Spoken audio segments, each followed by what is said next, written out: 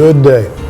This is Chuck Cameron at Oxford Community TV, and the program is My Life. Today I'm sitting here with Matt Pfeiffer, a fellow who came to us all the way from Lake Orion, so we have to be kind to him because he's had quite a trip. But Matt's got, I think, 16 really good stories to tell us. So Matt, first of all, thank you for stopping by. Thanks for inviting me, Chuck. I appreciate it. And it's always nice to visit North Orion and have a chat with folks like yourselves. Good.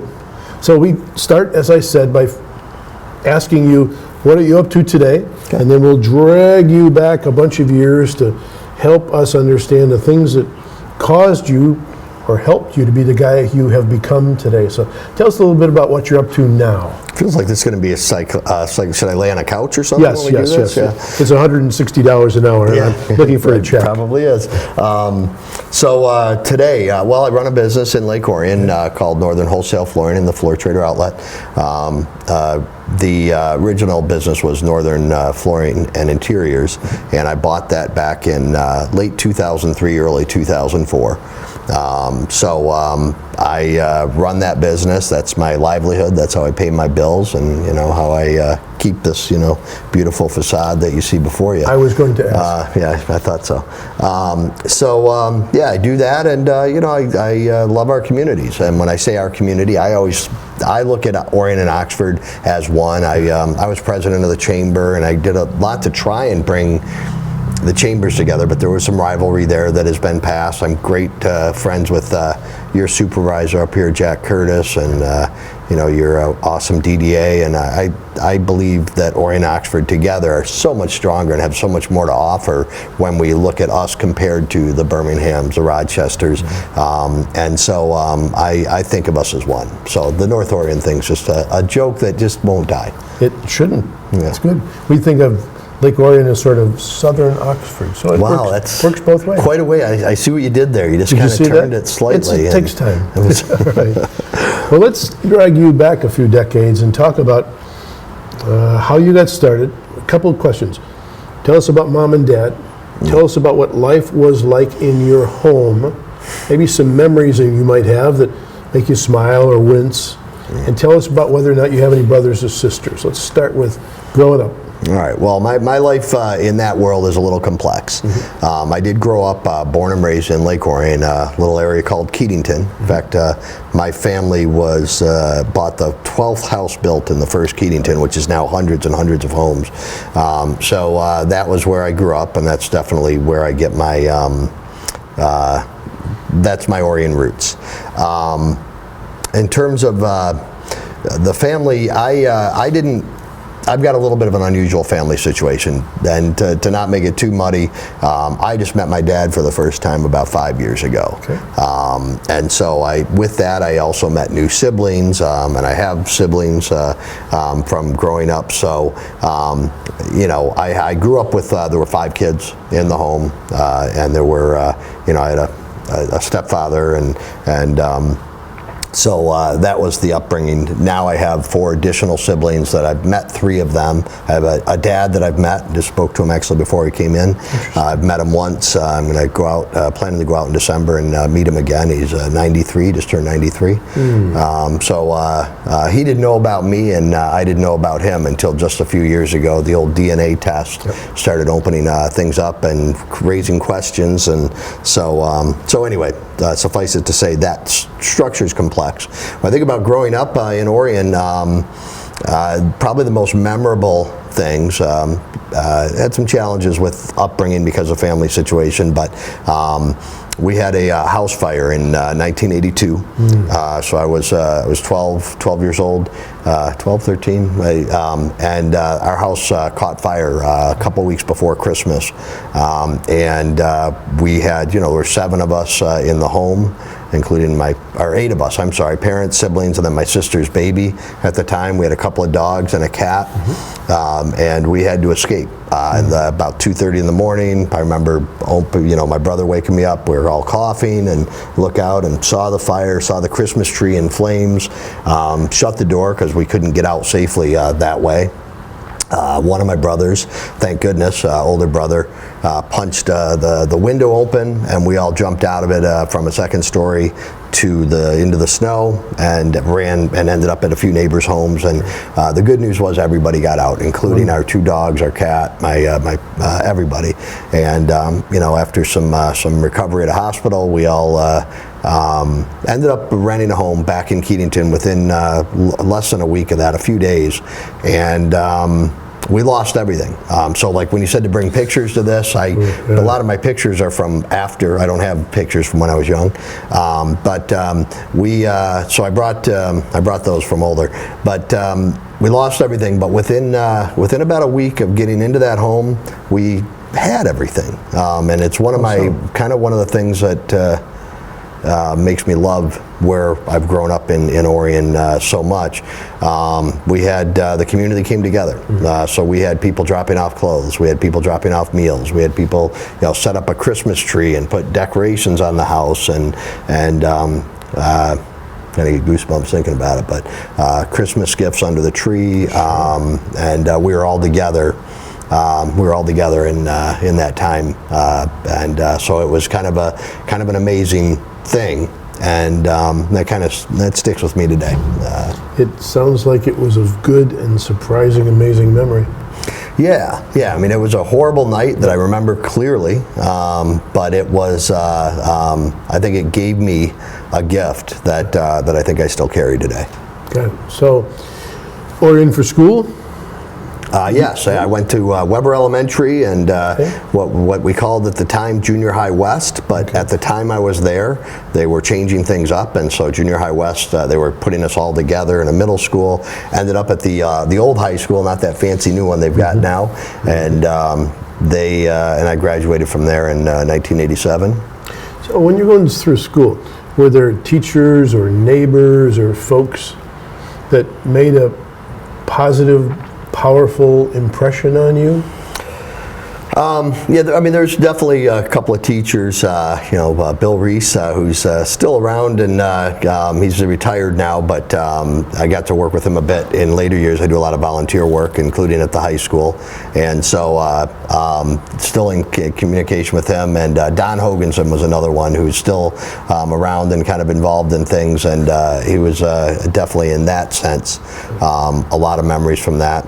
I had a tragedy during my senior year. My stepfather, who we'll say I wasn't a huge fan of, pretty rough upbringing, but he committed suicide while I was a senior, and I remember that day real clearly. Again, my memory's not great, but there's certain days that I think stick with us, and that's one. And so that at that time, what I remember is the people who came and were there, even people that I didn't think of as friends. I was kind of, I knew a lot of people at school, but I wasn't in any of the cool groups necessarily. And I remember a young lady named Heather Bates, and she's still around. I've seen her once or twice since.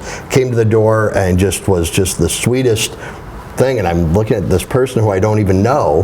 That was like there for me when it was a pretty challenging time, and there was another guy named Bill Murray, not Bill Murray, that's the Bill Williams, or anyway, great.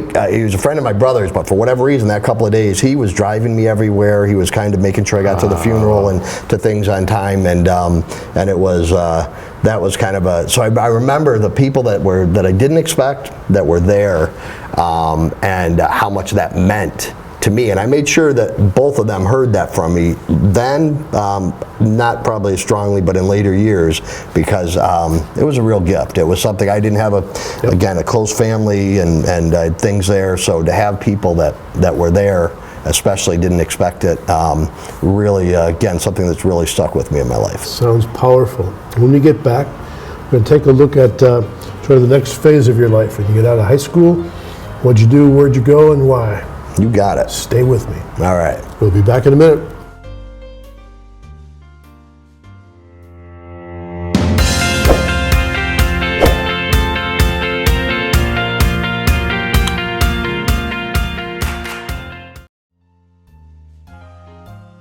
Okay, so big times, hard times, moving on. Let's talk about what happened after you left high school. You got out of high school. All kinds of stuff. What'd you do? Yeah. Well, when I got out of high school, I went away to Western. I went to Western Michigan, lived in a dorm for a year. And it was a really good experience. It was something I'm so glad I did, but it was something I couldn't afford to continue. So after a year, I came back, and my family had a manufacturer's representative firm in flooring that obviously my dad at the time had passed, but my mom was still doing with some of my siblings, and so I went to work in that company for about a year, learned enough to see that it was a mess and that I needed to get out of it, but also that, but I learned enough to be able to go get a job. So I went and got a job for a major manufacturer of flooring, and that was at 19. And so I went to work for them. Might have even started when I was 18. And did pretty well. I started, I was a manufacturer's rep and what was known as an A&D rep, or architect and designer rep. So I'd call on big architectural and design firms to specify flooring for big projects. So one of the bigger projects I got, there were a couple of them. The company I was representing started making carpet tiles, which was a new thing then. And I had a deal, took me about a year to get, to sell Kmart World Headquarters in Troy, 1 million square feet of carpet tile, and I won against all these other competitors, which was really cool.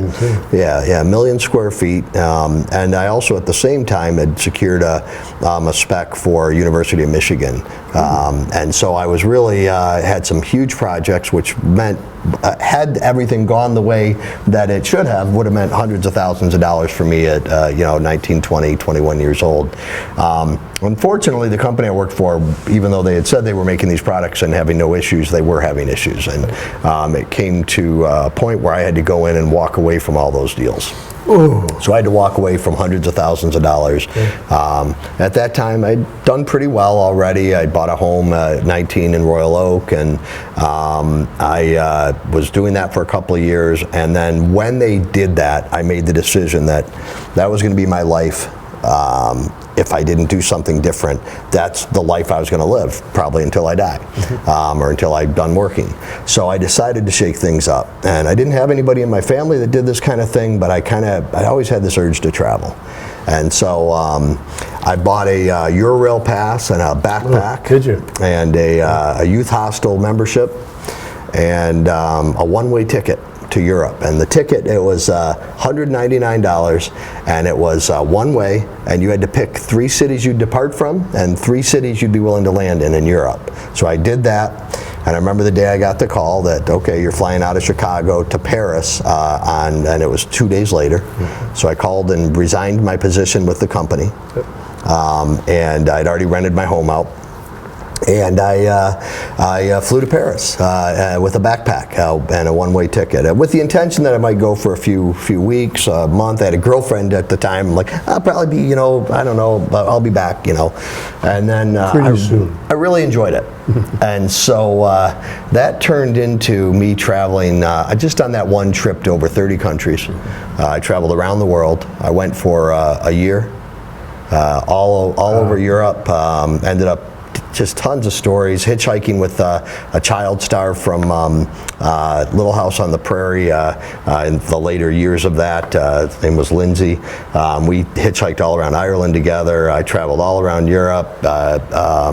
Got to Greece, and or in Italy, ended up meeting up with more and more travelers. I was solo, but by then, a few friends, and we started moving together through Italy, ended up going to Greece, and a few more friends, and by the time we got to Turkey, there were about a dozen of us. So we traveled Turkey for a month in a van, just cruising around, checking out all these cool spots. Fun. Got into a little mix-up with the Turkish mafia in a little town called Uludenez in the south, which we had to escape from early morning with warnings from some communities, people there. And we that kept going. I caught a flight to Thailand and hung out, rode elephants in the jungle, and hung out in the islands in the south of Thailand, mostly Koh Samui, all around Bangkok.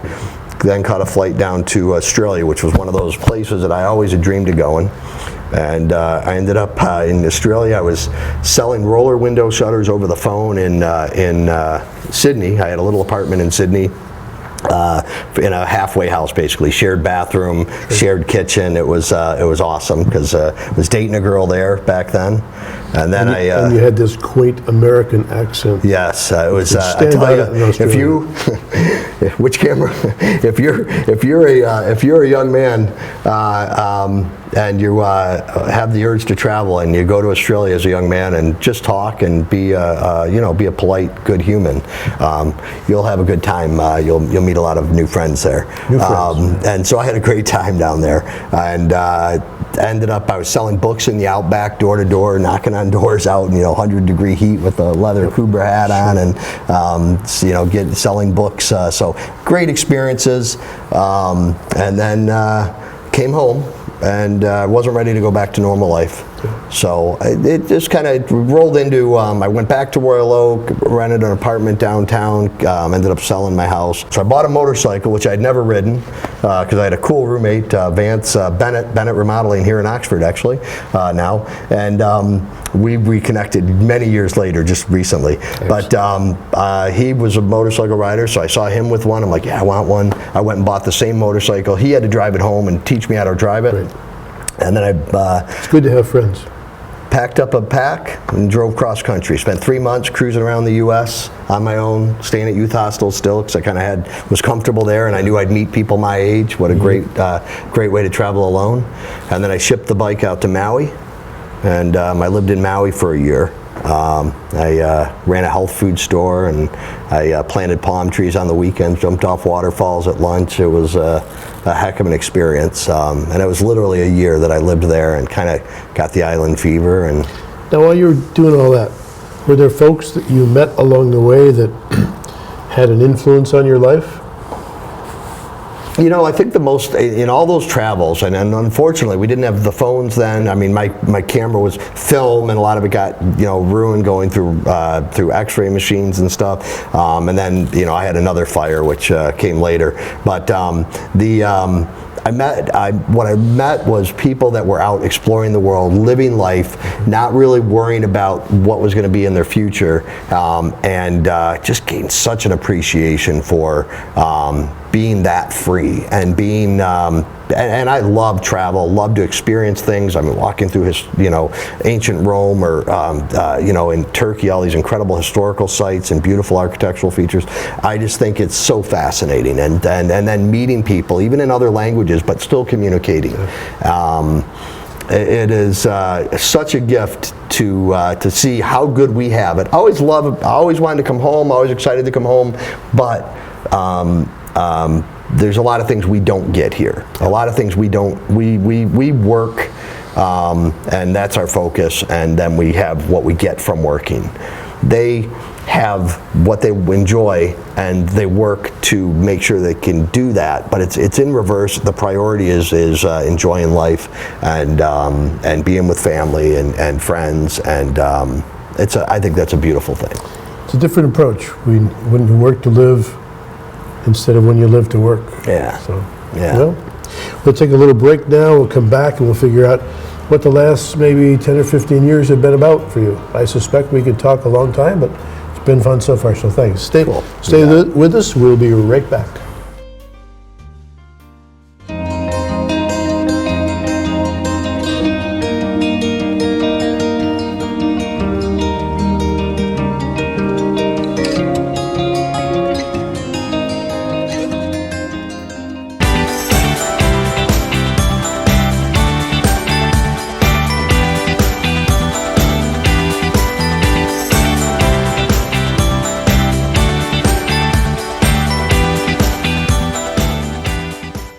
Okay, so you've been up and down and sideways. What are you up to, say, the last 10 years?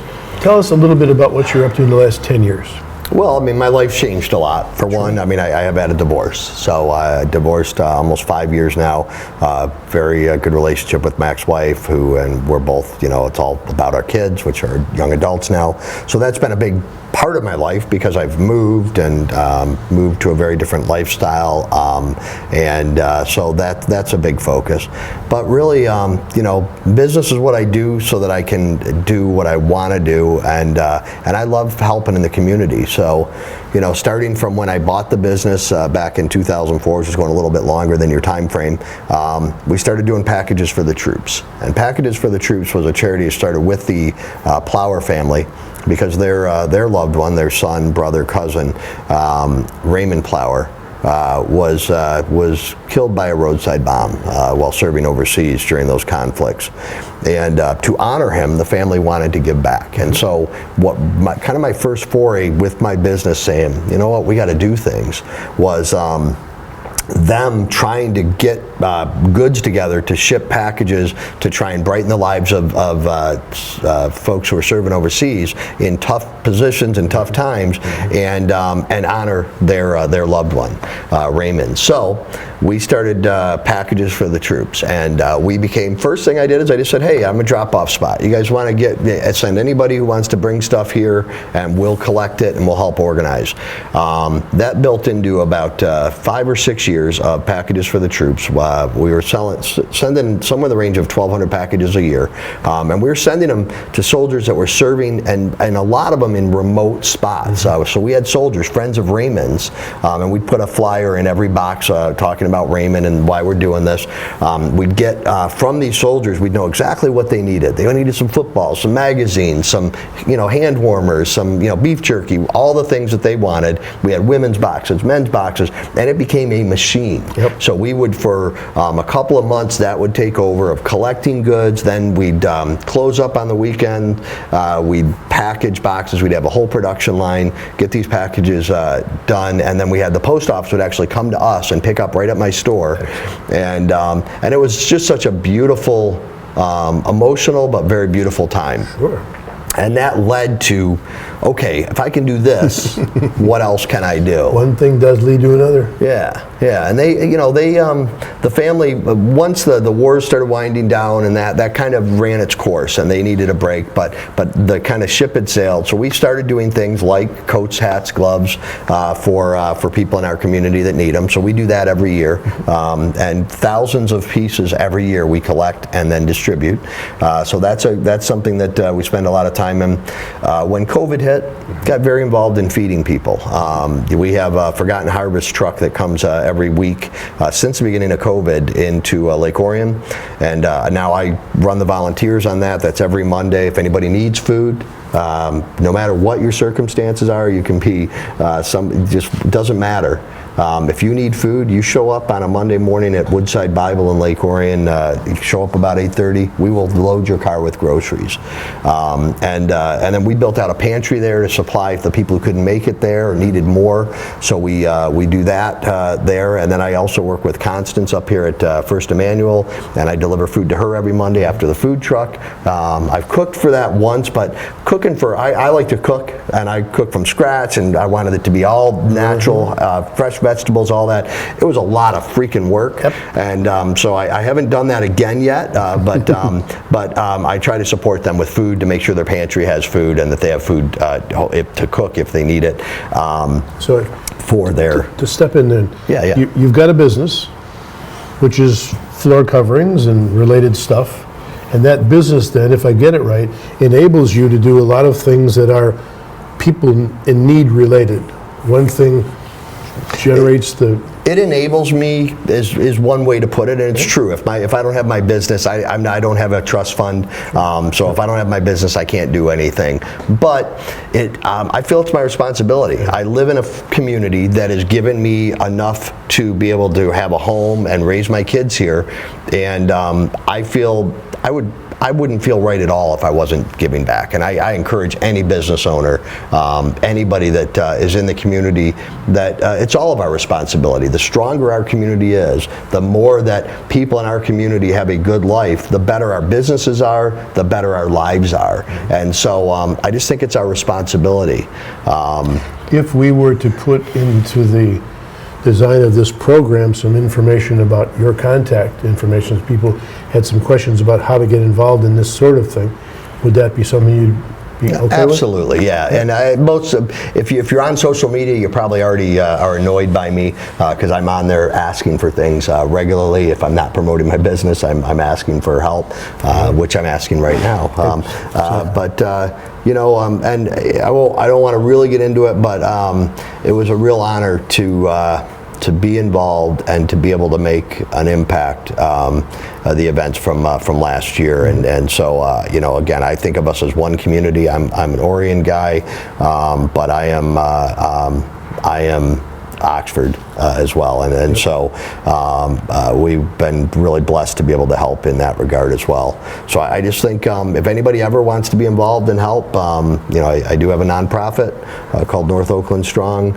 I do have the food truck where, in fact, in the winter, a lot of our volunteers go south, and so we're always welcoming volunteers to help load cars and organize food. I need coats, hats, and gloves. I do that every winter. So there are a lot of ways. And then there's other things and reactive things. If something happens in the community, then you can. I'm going to do my best to be involved in trying to help to make it less painful and less of a burden on the people that were affected. So, and I don't do that alone. I always have volunteers. My kids help, my staff helps, but the community helps. And so, you know, yeah, keep an eye on my social media. I'm sure I'm going to need help with something as I do right now. So, Look ahead. If you and I were sitting talking maybe in 5 years or 10 years, what would you like to see? What can you imagine seeing for the, you know, Orion, Oxford, way up north where we are, the communities? What do you think might happen? Well, I mean, I'm an optimist. I think we live in an amazing place. I think we have that unique balance of everything's here, but we're still.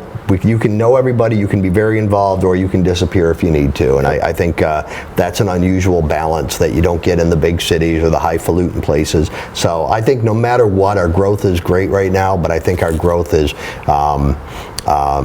in a place that is growing the right way. Mm-hmm. One of the things I get involved in a lot of volunteer things like the high school and at the township and things as well, and they're trying to talk about what our strengths are. And I think we have a place where you can truly live a life-work balance. We have so many great recreational activities. We have so many great, you know, local, privately owned restaurants, bars, community events. You know, the lighted parades, the parade in Oxford. We have all these great things, and it's all here. So I think that will continue to grow. And I've got a foundation I'm working on that will probably, you know, be out public before long, where we're going to be able to help more people.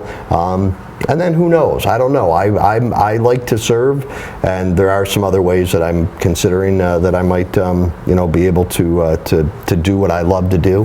And so, yeah. We appreciate that very much. So what I hear is that you see a need, and when you can, you get in there and try to help partly meet that need, and we would be better off if more of us did exactly that same thing. So I want to thank you for that. Look forward to what the future is for you. We'll encourage folks to check out your website. Thank you. In fact, fasten your seatbelt. I think life is going to be more interesting in the next decade even so. There's no question about that. And I just want to make sure the point is, what I do, I found that I could be a voice. When I first said you can drop things off for the soldiers, that was an easy thing to do, and anybody can do that. But what I do with a ton of people. So I'm a voice that will let people know, hey, here's a way you can help, and then they do. So all the things I've talked about involve a lot of people that volunteer, that donate. So this isn't a me thing, this is a community thing, and I'm super proud to be involved in it with all the great people that are also involved. I suspect that they would return that favor. Yeah. Yep, thank you. Well, good day, Matt Pfeiffer. Lots going on. This man makes things happen. We appreciate your time. Thank you. And we sure appreciate your watching. We hope you've enjoyed this session of My Life on OCTV. This is for Chuck Cameron saying, have a great day.